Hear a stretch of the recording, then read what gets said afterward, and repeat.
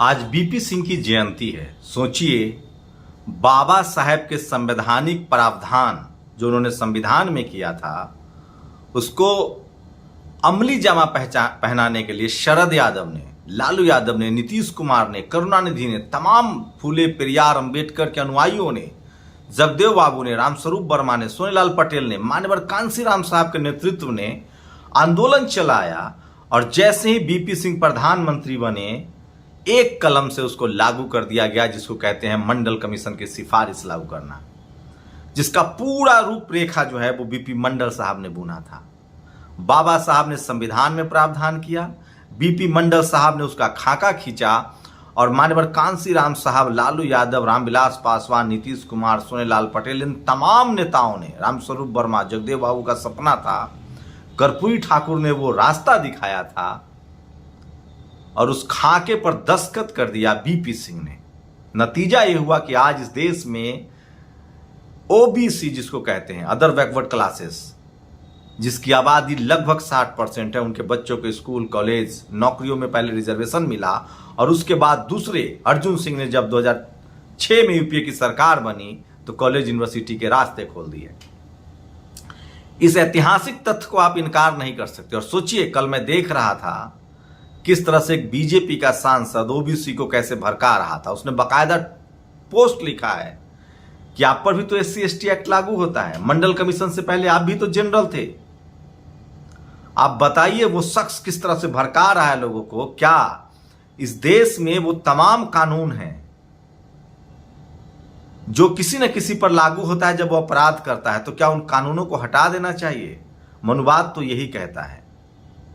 तो सोचिए, सुधांशु त्रिवेदी ने एक ट्वीट करके बड़ा लंबा लेख लिखा है कि ओबीसी के लोगों, तुम पहले जनरल थे, तुम पर एससी एसटी एक्ट लागू होता है, लेकिन ये नहीं कह रहे हैं कि ओबीसी के लोगों, तुम्हारा हक डॉक्टर, इंजीनियर, प्राइम मिनिस्टर, चपरासी से लेकर चीफ जस्टिस तक किसने मार रखा है? ब्यूरोक्रेसी में क्यों नहीं हो, जुडिशियरी में क्यों नहीं हो? जाट, गुर्जर, पटेल, मराठा, कुर्मी, कोयरी, यादव, इन सबका अधिकार कहां चला गया? और एससी एसटी एक्ट तो तब लगेगा ना जब कोई क्राइम करेगा, जब कोई गुनाह करेगा। ऐसे तो इस देश के सारे कानून को हटा देना चाहिए, क्योंकि कोई ना किसी पर लगता है। मैं अभी भी कह रहा हूं, अगर किसी ने जातिवाद किया तो उससे पर एससी एसटी एक्ट से भी ज्यादा बड़ा कानून लगना चाहिए।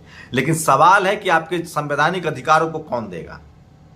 तो सोचिए किस तरह से सुधांशु त्रिवेदी ने जहर बोया है, उस पर ही बात करूंगा। लेकिन आज बीपी सिंह को लोग नमन कर रहे हैं, उनको याद करें, उनकी जयंती मना रहे हैं। और शायद यही वजह है कि आज ठाकुर समाज के लोग सुप्रीम कोर्ट में जज नहीं है कि क्या पता कब वो महाराणा प्रताप के वंशज न्यायप्रिय हो जाए। तो शुक्रिया बीपी सिंह, मांडा के राजा, और इस देश के तमाम ओबीसी को कृतज्ञता प्रकट करनी चाहिए बाबा साहेब के संवैधानिक प्रावधान, मंडल साहब की वो लाइन खींचने, मान्यवर कांसीराम साहब सहित उन तमाम, शरद यादव हो, लालू यादव हो, रामविलास पासवान हो, नीतीश कुमार हो, करुणानिधि और वो तमाम नाम, कर्पूरी ठाकुर हो, सोनेलाल पटेल हो, रामस्वरूप वर्मा हो, जगदेव बाबू की शहादत हो, जिन्होंने इस देश की 60% आबादी को उसका संवैधानिक अधिकार दिया। नहीं तो आज भी हम लाचार और बेबस थे और रहते। तो चलिए इसी कड़ी को आगे बढ़ाते हैं। ये तस्वीर देख लीजिए, ये शख्स, ये जो डिप्टी कलेक्टर थी, ये निशा बांगरे, किस तरह से इनको परेशान किया जा रहा है। वो वीडियो भी लास्ट में देखिएगा। इस्तीफे के बाद भी इनको परेशान किया जा रहा है। इन्होंने वीडियो जारी किया है। यूपी में बीजेपी के विधायक ने एक यूट्यूबर पत्रकार को पर आरोप है कि उन्होंने उसको पत्रकार मनु अवस्थी की गोली मार दी गई है। आरोप लग रहा है बीजेपी विधायक पंकज गुप्ता और भूमाफिया अंशु गुप्ता पर। हम तस्वीरें नहीं दिखा सकते, तो सोचिए किस तरह के हालात हैं। और एक और बात, मैं इस देश के सवर्ण लिबरल पत्रकारों से, बहुजन समाज को और खासकर मुस्लिम समाज सतर्क रहे। बराक ओबामा ने कहा देश टूट जाएगा। कैसे देश टूट जाएगा? कांग्रेस ने इतना सारा राज किया, इतने सारे सांप्रदायिक दंगे हुए, तब देश नहीं टूटा। पिछले 9 साल में मोदी के राज में कम से कम दंगे तो नहीं हुए हैं, बड़े बड़े मैस्केयर तो नहीं हुए हैं। ये देश नहीं टूटेगा। इस देश में संविधान है, हमें संवैधानिक अधिकारों का प्रावधान करना है और किसी विदेशी की हमें नसीहत नहीं चाहिए। ये तस्वीर देख लीजिए, जब राइट विंग के लोगों ने डोनाल्ड ट्रंप के हटने के बाद संसद, व्हाइट हाउस पर कब्जा कर लिया था, 5 लोग मरे थे, तब देश नहीं टूटा था। तो किसी भी विदेशी ताकत के पक्ष में नहीं रही है। हमारा भारत का मसला है, हम इसको सुलझाएंगे और मैं फिर कह रहा हूं कि मुसलमानों को जानबूझकर ये जो सवर्ण लिबरल पत्रकार हैं वो भड़का रहे हैं, दिन भर हिंदू मुस्लिम हिंदू मुस्लिम हिंदू मुस्लिम करते हैं। उसमें रवीश कुमार, अभिषार शर्मा और यहां तक कि अजीत अंजुम जैसे लोग हैं। मैं फिर कह रहा हूं, वो आपके संवैधानिक अधिकार पर बात नहीं करेंगे। इस देश में मुसलमान शेड्यूल्ड ट्राइब भी है, ओबीसी भी है। SC ST OBC के संवैधानिक अधिकार की वो लोग बात नहीं करते हैं ताकि आप मजबूत हो जाए। आप कलेक्टर SP DM बन जाएंगे, कौन आपके साथ दंगा करेगा? आपको अधिकार तो हो जाएगा। तो सोचिए कि इस तरह के बहकावे में मत आइए। देश मजबूत है, संवैधानिक है, और देश के खिलाफ कोई बात करने वाले लोग आप बिल्कुल समर्थन मत कीजिए, चाहे वो जाति के आधारित। हम लोग जातिवाद के खिलाफ हैं, देश के खिलाफ नहीं है। हम सरकार से संवैधानिक तरीके से अपने अधिकार की मांग करते हैं। विदेशी इंटरफेयर तो ठीक नहीं है। खैर, ये वो नहीं समझेंगे जो लगातार, मैं फिर कह रहा हूं, एक नागनाथ है, एक सांपनाथ है। अगर बीजेपी हिंदू मुस्लिम की राजनीति करती है तो उसको हवा देने वाले यही सवर्ण लिबरल पत्रकार हैं। और ये तस्वीरें देखिए जो बीजेपी में यूथ कांग्रेस ने ट्वीट किया है, बीजेपी पर भ्रष्टाचार के आरोप लगे। ये वो ऐतिहासिक तस्वीर है। सोचिए किस तरह से बीपी सिंह, लालू यादव, बीपी सिंह और शरद यादव दिख रहे हैं, वो तमाम लोग, और इसी वजह से करोड़ों लोग की जिंदगी बदली है।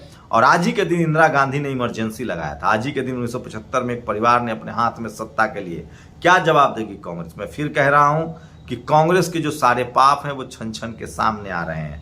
और ये है अर्जुन सिंह, बीपी सिंह और अर्जुन सिंह का योगदान बहुजन समाज के लोग कभी नहीं भूलेंगे। ये सबसे बड़ा बात है। और सोचिए, इस देश में सीखना चाहिए बाकी धर्मों के लोगों को। क्रिश्चियन समाज के लोग गुरुद्वारे के लिए, गिरजाघर के लिए फीस नहीं लगाते हैं। सिख समाज के लोग गुरुद्वारे के लिए फीस नहीं लगाते हैं। मुस्लिम समाज के लोग भी फीस नहीं लगाते हैं मस्जिद के लिए। लेकिन अगर आप काशी विश्वनाथ, श्रावण मास में श्री काशी विश्वनाथ मंदिर में 8 सोमवार श्रावण पूर्णिमा के दिन बाबा विश्वनाथ जी का श्रृंगार निम्न वितरण है। तो सोचिए कि 750 रुपये, 2000 रुपये, 700 रुपये, 3000 रुपये, 7500 रुपये और 20,000 रुपये। तो ये प्राइस टैग है जो आप लोग अगर वहां जाते हैं तो मैं बस विश्लेषण कर रहा था, बाकी आपकी मर्जी है। बीजेपी के मंत्री की संपत्ति भीड़ ने जलाई, 120 करोड़ का माल खाक। तो काशी विश्वनाथ के दर्शन हुए बड़े महंगे। अच्छा है, कम से कम बाकी दूसरे धर्मों में अभी प्राइस लिस्ट नहीं आया है। अगर हमने 2024 में मोदी को नहीं हटाया तो यह लोकसभा का आखिरी चुनाव होगा। उद्धव ठाकरे ने यह बात कही है, जो सोशल मीडिया पर बहुत वायरल है। और ये देखिए ये किस तरह से नौकरियां जा रही है। एबीपी न्यूज के लगातार पत्रकार जो है वो बेरोजगार हो रहे हैं। सोचिए किस तरह से इन लोगों ने पत्रकारिता को खाक में मिला दिया है। और इसलिए दिलीप मंडल कहते हैं कि अभी तो लगातार नौकरियां जाएंगी। और पत्रकारिता की स्थिति क्या है वो देख लीजिए। ये देखिए, ये है चित्रा त्रिपाठी और ये ब्राह्मण सभा की बैठक हो रही है। आरजेडी से मृत्युंजय तिवारी, आलोक शर्मा, प्रेम शुक्ला, सत्यनारायण मिश्रा, विशाल मिश्रा, संजीव झा। एक आशुतोष वर्मा कहीं से फंस गए हैं, नहीं तो ब्राह्मण सभा की ये बैठक चल रही थी जो सोशल मीडिया पर बहुत वायरल है। और ये देखिए यूपी में बहराइच में एक महिला के ने पैर में गिर गई। तो सोशल मीडिया पर ये तमाम बड़ी खबरें हैं जो आज वायरल है। इसलिए मैं कहता हूं कि सोशल मीडिया ही सच्चा मीडिया है, सोशल मीडिया ही बहुजन मीडिया है। और जाते जाते बीपी सिंह की ये तस्वीरें, उनको नमन कीजिए। आज देश भर में ओबीसी के लोग उनको याद कर रहे हैं, आप कल्पना नहीं कर सकते हैं। लेकिन सबसे बड़ी खबर है किस तरह से मीडिया की नौकरियां जा रही है, पत्रकारों की नौकरियां जा रही है। एबीपी न्यूज के 2 चैनल बंद कर दिए गए हैं, 30 से ज्यादा एबीपी न्यूज से लोग निकाल दिए गए हैं। लेकिन ये अपनी हितों की रक्षा नहीं करेंगे। लोग कह रहे हैं कि अच्छा ही है जब ये जातिवादी, मनुवादी, ब्राह्मणवादी लोग सरकार से सवाल ही नहीं पूछे तो इनकी पत्रकारिता का मतलब क्या है।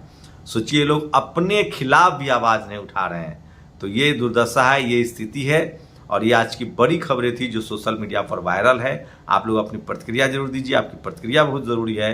पूरा ओबीसी समाज आज जो है सोशल जस्टिस के बड़े हिमायती बीपी सिंह की जयंती मना रहे हैं। ये सपना सच नहीं होता। आज जो हमारे शरीर पर कपड़ा है, सम्मान है, बोलने की ताकत है, वो बाबा साहब के संवैधानिक प्रावधान। और उससे पहले जाएंगे तो शिवाजी महाराज हो, साहू जी महाराज हो, बुद्ध, फुले अम्बेडकर, कभी पेरियार हो, इन सब के त्याग तपस्या को बाबा साहब ने संविधान में सींचा। उस संविधान को, उस संवैधानिक अधिकार को शिल्प का रूप दिया बीपी मंडल साहब ने। और जब बीपी मंडल साहब के उस अधिकारों को लागू करवाया, उस शिल्प को लागू करवाया माननीय कांसी राम साहब के नेतृत्व में तमाम बहुजन नेताओं ने। शुक्रिया बीपी सिंह, इस देश को और मजबूत मुल्क बनाने के लिए। आप लोग अपनी प्रतिक्रिया जोड़ दीजिए।